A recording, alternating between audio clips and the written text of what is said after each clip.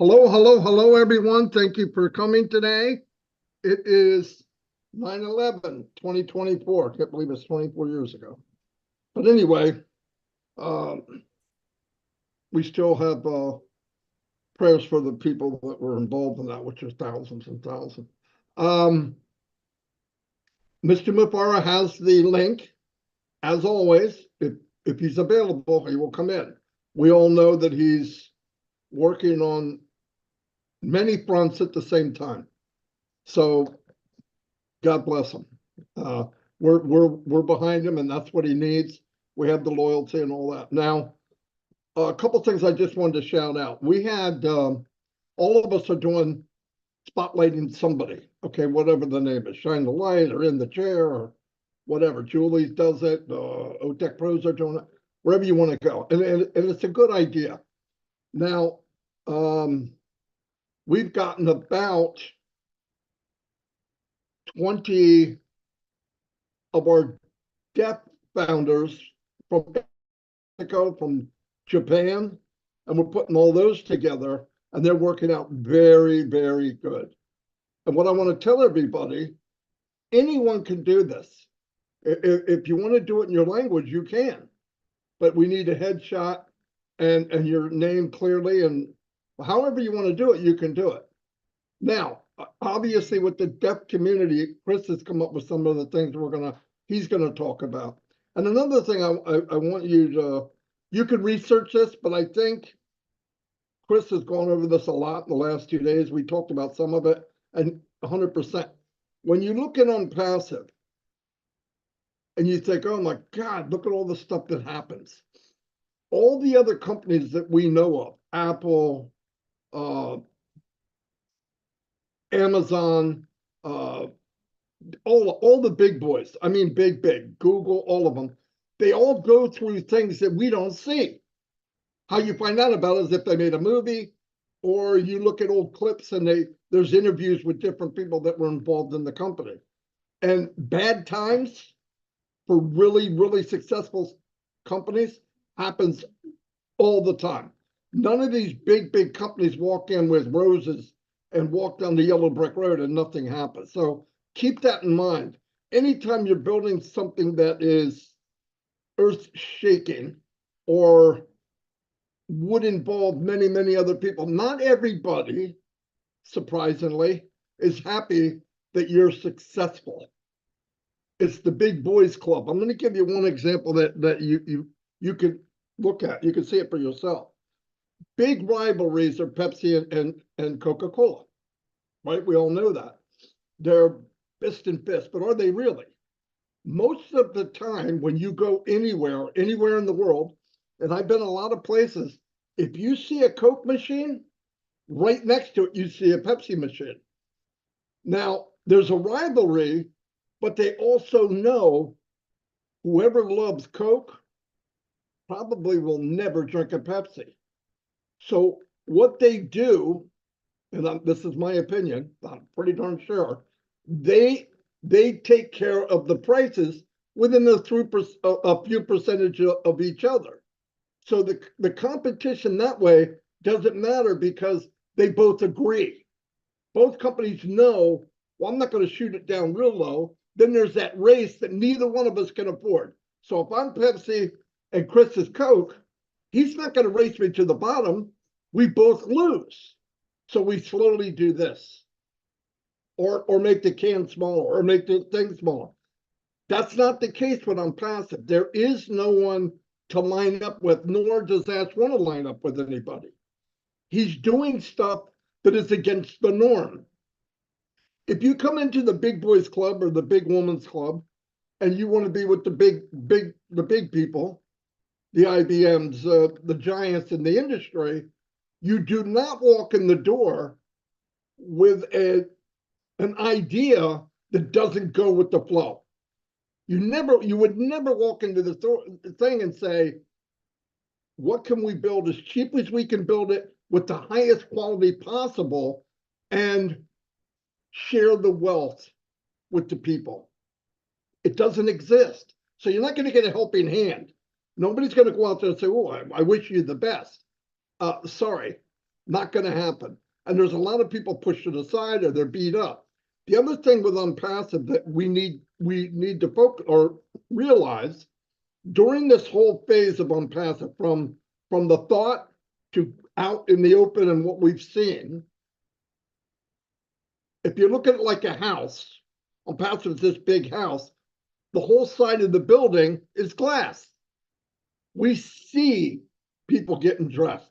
We see the mistakes. We've lived with things that happen. We've lived with things that are really bad. But he made it so that it's transparent. So people see it and go, I knew you were this and I knew you were that. You don't see it with Apple. We didn't see the phone. We didn't see IBM computer until it came out. We didn't see it during the journey while it was being built and the screen wouldn't work right, or the buttons didn't work right, or some kind of encrypted thing came out backwards, and every time you try to use it, it won't work. And I'm seeing that today. So let's remember that. What we're going to happens to everyone. Does it happen at this extreme in short amount of time? I doubt it, but it happens. The difference is most people that are starting something alone, like Mr. Mufara, financially alone, when they got that big push or that big slam in the face, and then with this disaster that happened lately, which we'll get to details, would walk away. I did my best. No matter what happened, cut off at the knees. I'm done. I'm bleeding out. I can't. He never, ever said that. And no matter how bad it got, the smoke's coming, the fire, who walks out of it? Mr. Mufara.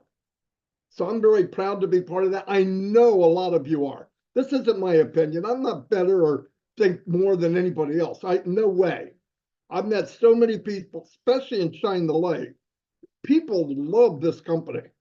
They know that Mr. Mufara has done so much for them, more than anybody else on the planet, more than anybody in my family he's done for. And the potential is so big to me because I wiped the crap off my eyes and look at what we've done. I'm looking at a CEO that cares about us. His biggest day, him and his wife, you know what he said? Is when people started to get paid. Last September, before the crumble and fall and whatever, which now might even have been something that was not quite right. Okay, we'll find out later. But the point is, that was his biggest day. It wasn't that the company made X amount of millions of dollars. Never. It was that people were starting to make money. This is what he wanted. This is the blessing. This is where we can take care of ourselves, in turn, start taking care of others. That was his biggest day. He said it a couple of weeks ago. If it wasn't 3 weeks ago, I'm not sure. But anyway, I just want to say, because everything's crystal clear, bad things are very clear. Good things are very clear. But let's make something very clear. Mr. Mufara is here, do or die. We're not going anywhere. He's working for us harder than we work for ourselves. Many of you, I'm happy to call you friends and family. You all care.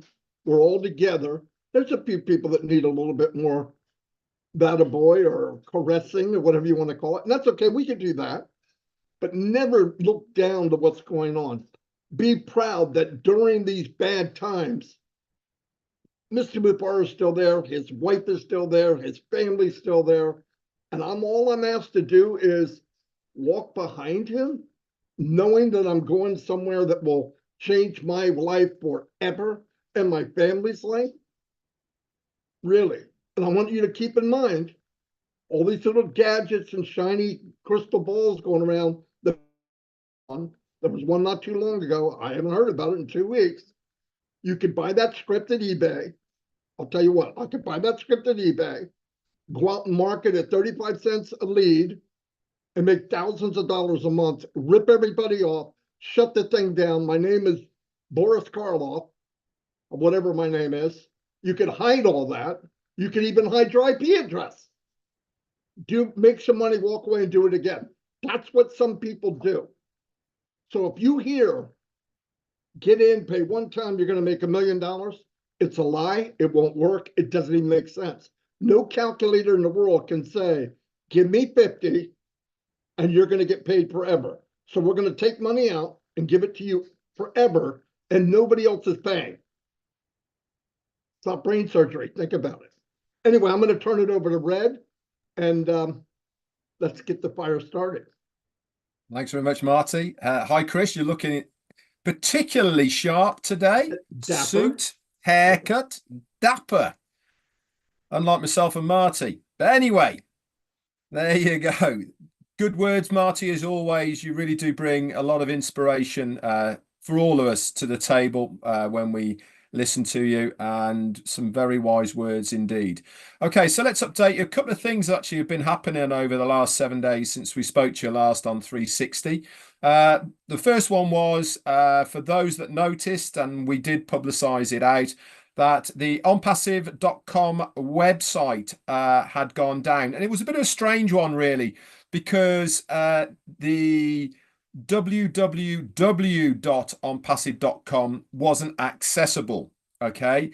But you could get to it using the HTTPS // that worked. Now, I did a little bit of Google searching for it, and it was all to do from what Google was saying, that if you saw the HTTPS but you didn't see the www part of the website, it was all to do with the SSL security part of your domain for that web address. Obviously, we did escalate this to our CEO, Ash Mufareh, and we had a message back saying, yes, they're working in that area. And sure as eggs is eggs, a couple of days went past and it was all back up and running, and there was no problem whatsoever. So that was happened. That happened, I think, Friday through till about Sunday or Monday of this week. Also, been getting some reports that your OES app on Android has changed slightly. This means they're working in that area as well. Certainly on Apple iPhone, you just get the flashing icon of your OES and it doesn't go any further. On Android, it actually goes now to the login page, but it won't go any further from there. So things have moved a little bit on that, haven't they? That's happened over the last week. But as always, guys, you know, we are waiting for the metaphoric doors to open once again. And I'm going to reiterate time and time again, until we're told differently from our CEO, that when the doors open, it does not mean that we are going to be earning money from day one when they open. It means that the site is back open. We have access to our data and the applications that are in the OES. Obviously, we wait to hear from our CEO and he will update us when we need to. Now, Marty's been talking about a lot of things about other companies, etc. And he actually has got a really good point here, and one that was brought up by our CEO, Ash Mufareh. And that was, these other companies that he was talking about have had ample time over the last 6 years to develop what we are doing, right? They've had their spies in the camps. They know what's going on. They've been following Onpassive for all of this period of time, and they have got the know-how technology to do what we are doing in Onpassive. So you ask yourself this question, why aren't they doing it? Now, is it because what we're doing is not going to work? Is it because the products and services that we develop aren't that good? Is it because they haven't got the time? None of that is the answer. The pure and simple answer is money. They look at what we're doing. Don't forget, all these companies, they have shareholders, they have directors, they have owners. And the number one important thing that all of these companies look at is profit. Is there enough profit in us developing what we are and then putting it out? And the short answer is no. They can't see how there is enough profit for them to do what we are doing. So why are we doing this? Why is Onpassive doing something that others aren't? We are the correction to the corruption. We are designing something that nobody else has ever done before. We are giving a chance to the every average day person a real opportunity to be able to earn money online legally, legitimately, by the products and services and the commissions that are then earned from our company, This is why other people aren't looking at doing what we're doing, but they are looking at what we are doing. They don't like what we are doing. And this goes back to the problems that our CEO and the company have had.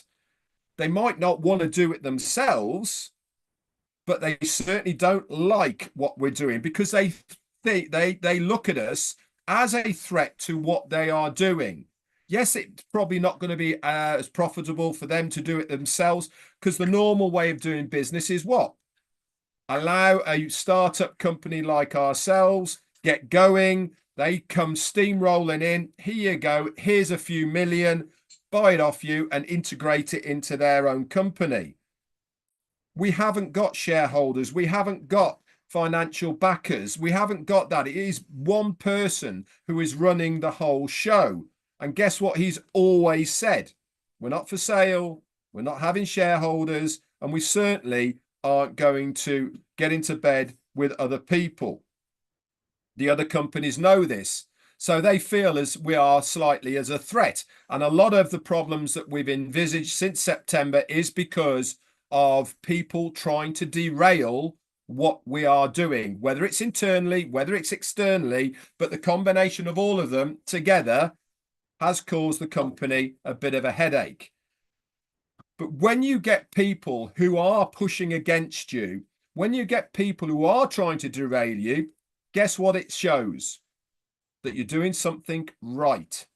You're doing something that they are not happy about. And that is good news for all of us. It means that we're in the right area. We're in the right ballpark doing what we're doing because they don't like it. And when people don't like it, it means that they feel that we are a threat to what they are existing at the moment. We're not in a threat to them as ourselves. We're not looking to threaten anybody. We're looking to be able to produce what we are and give the customer the choice. And that is the difference. We are going to be a clean, ethical company that gives the user the choice to use us if they want to. We're not going to push people. We're not going to coerce people, not like a lot of people do. Okay? We are going to be completely upfront and totally above board with what we're doing. Anyway, I thought I'd put that into the mix. Over to you, Chris.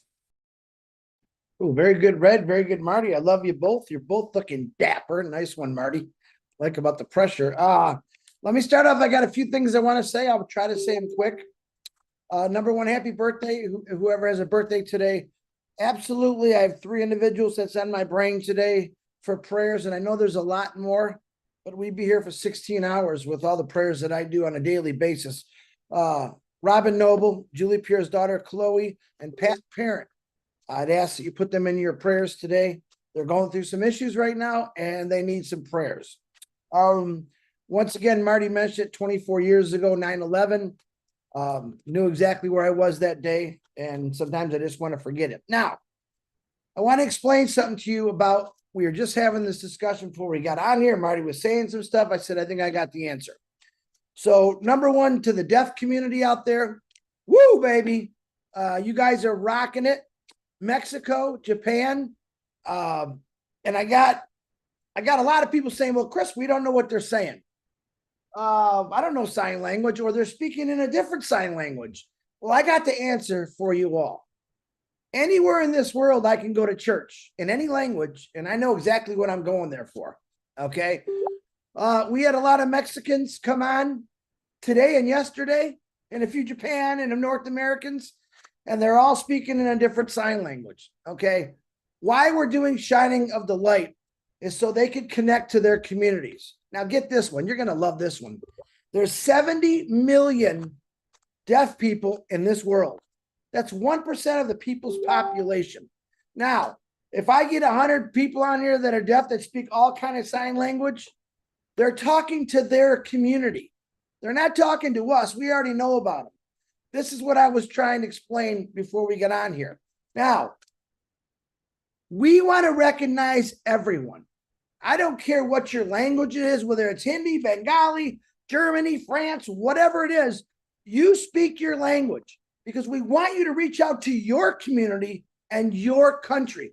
Now, if you want to put words on there so maybe we could see what you're saying, that's great. But you don't have to. Send us a short video, 20 minutes or less. A lot of them are doing them in 5, 6 minutes, 10 minutes, and we're getting them out. You can use those to share to your community, which is, imagine 70 million deaf people in this world. And I don't know, we got 1,000 or so or more deaf founders in Onpassive. Guess who you're going to connect to my deaf founders out there? 70 million people out there that are going to be looking for Onpassive. Why? Because they are going to need it, especially in today's times. So that's what we're doing. I have a lot of calls the last couple of days. I don't know what they're saying. Their community knows exactly what they're saying. They're talking about Onpassive. They're talking about their gratitude to Ash Mafar and his family and what Onpassive is all about. So I hope that one helped you out a little bit, Marty. Yeah, he's not going to agree with me, never does. But no, now let me go into my other thing here. Now, most of you know I try to tell you true stories. I do tell you true stories. And I try to talk a little bit my situations, or I study things. Well, the last few days I have studied Mark Zuckerberg and Facebook. And I want to tell you a few things if you don't know. Now, yeah, you could go on YouTube and find these things, but I thought it was very interesting. Now, regardless how much you like or dislike Mark Zuckerberg, he's one smart dude. 19 years old, he figured a lot of things out, but he didn't really quite know what he was doing. And he did things, some of the things were wrong, but he just kept going. Now, 2 years after he started the Facebook, which that's what it was back then, Yahoo offered him $1 billion to sell him. $1 billion. And he said, no. He told him no. I think he was 19 or between 19 and 21. He told him no. Now, how many of you would you say would turn that down? He turned it down. And it gets better than that. MTV, which I've never heard, I just found this out watching an interview. MTV, a little while later, offered him $1.5 billion to buy the Facebook. Now, the gentleman that was from MTV invited him, or Mark Zuckerberg invited him to his apartment. He brings him over there, modest. They actually go on the roof of the apartment and they have a talk. And he says, listen, we want to offer you $1.5 billion for your company. And Zuckerberg says, it's worth a lot more than that. And the guy looked at him and then this guy is just crazy. And what he said was, you've seen my apartment. I don't need that kind of money. That's not why I'm doing this. His main objective was to connect people to the world at ease, right? Now, everyone knows everyone's got a Facebook. People love Facebook, people hate it. Either way, he came up with ideas in Facebook that people said, no way it won't work. The news feed, one of his biggest things. And you have no idea the flack he had against that. But see, then he was very successful. He was doing great. And this is the funny part. The first offer, when Yahoo offered him $1 billion, his management team said, you take the money, you crazy? 1 year after that, they all quit. They all quit. His whole team, the whole management team just left. This guy's a nut job. He turned all this money down. And he said, I don't think that I communicated good enough to my manager team of what I really wanted to do with Facebook, the Facebook at the time, which made a lot of sense to me. In other words, he had a vision of what he really wanted, and he didn't want anyone to do it. So when the guy asked him, you're not going to sell it? He goes, no, I don't need the money. You see how I live. And you wouldn't take Facebook where I want to take it. You wouldn't take Facebook where I want to take it.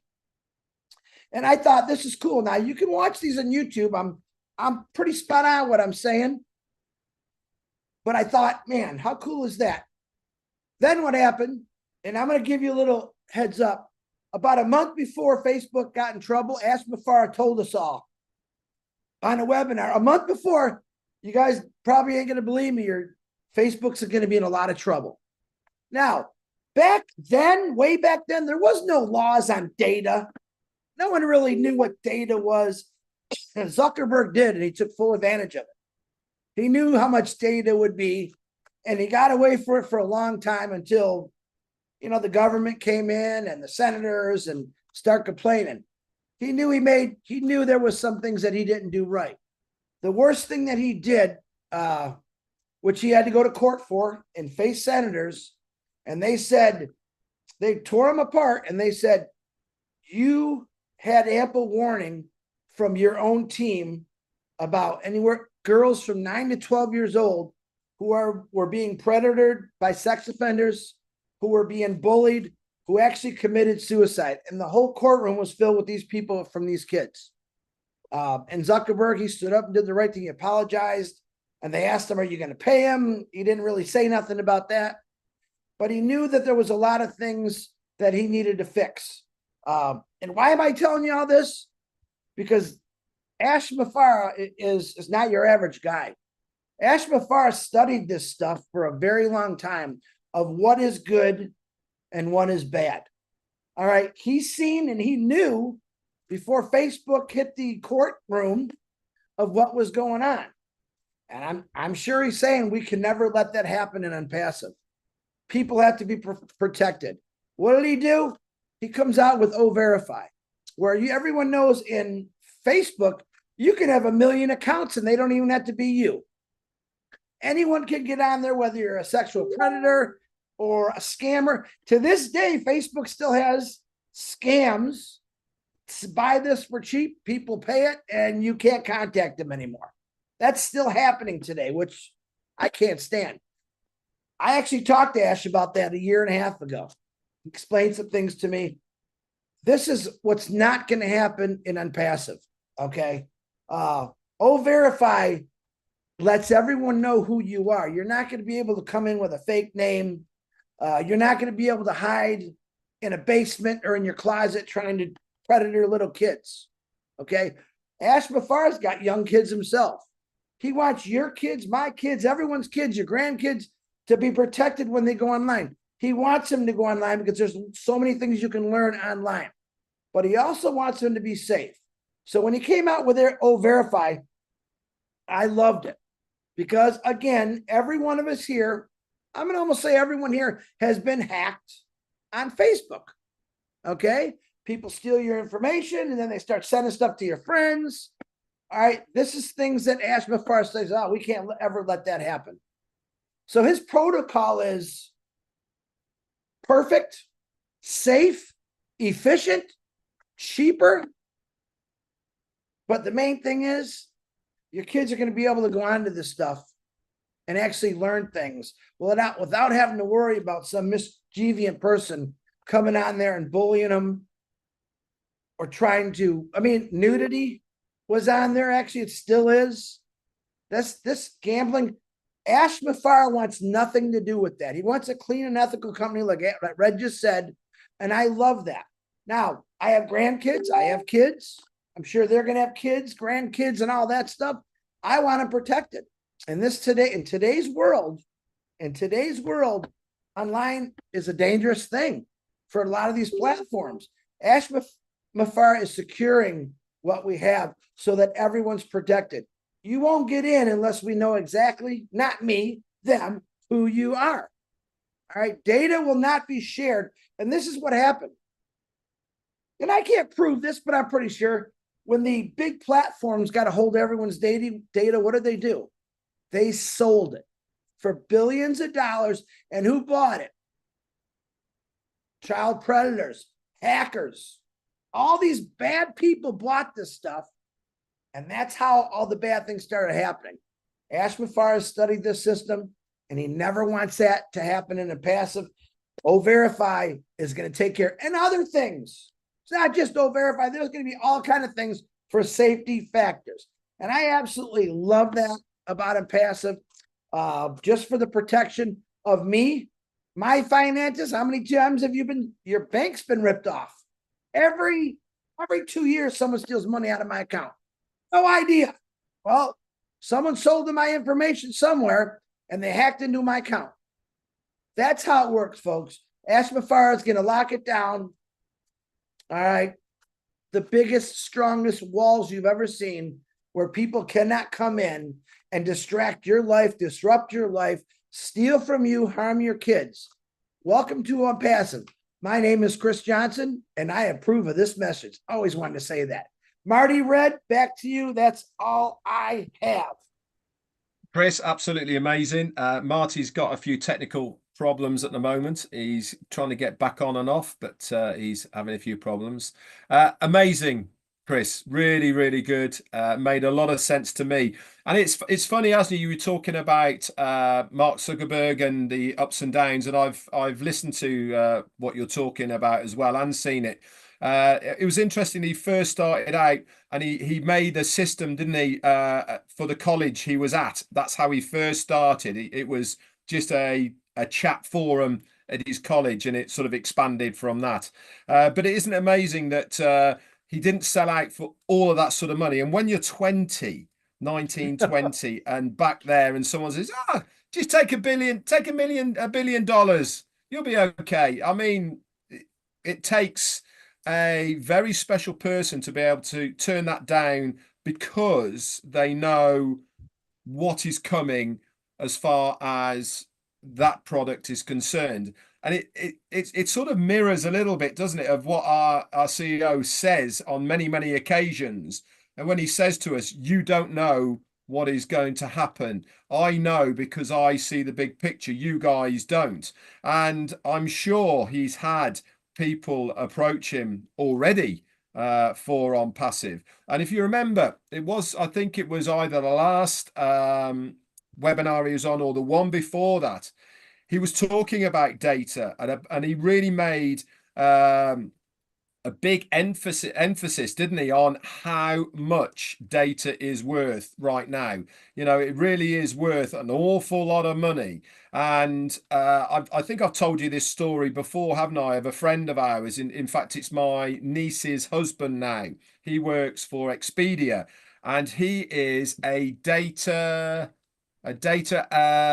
analysis or a data something. I can't even remember what the proper terminology is, but he's a procurement officer. So in other words, he's this guy who goes around companies like us purchasing data for Expedia.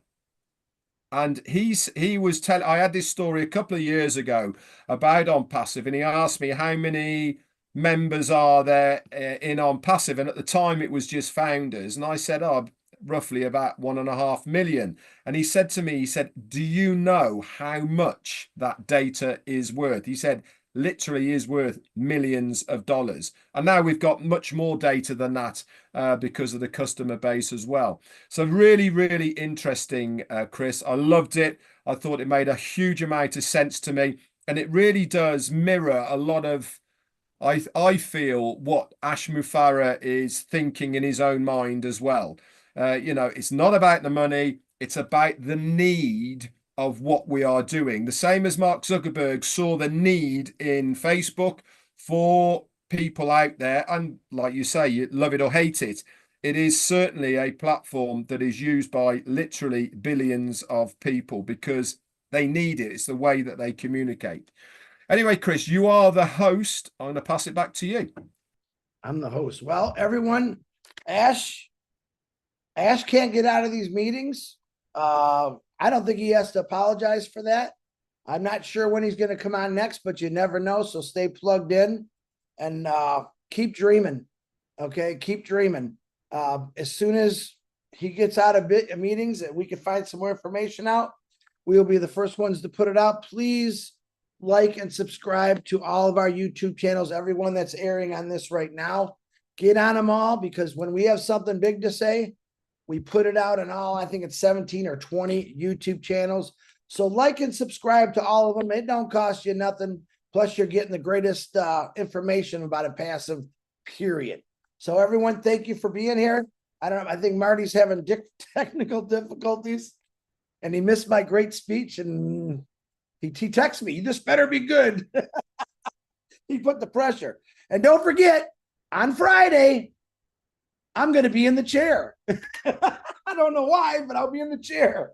Yeah, Chris is in the chair on Friday, and he's already told me we need a part 2. Deaf community, keep doing what you're doing. I know you can see the words on the bottom. Anyone out there, I don't care if you're Vietnamese, German, French, put it in your language, send us a quick video, and we will get it out there, and you could talk to your community in your language. I love every one of you. God bless. Red, good seeing you, bro. I'll talk to you later. And you, my friend. Bye.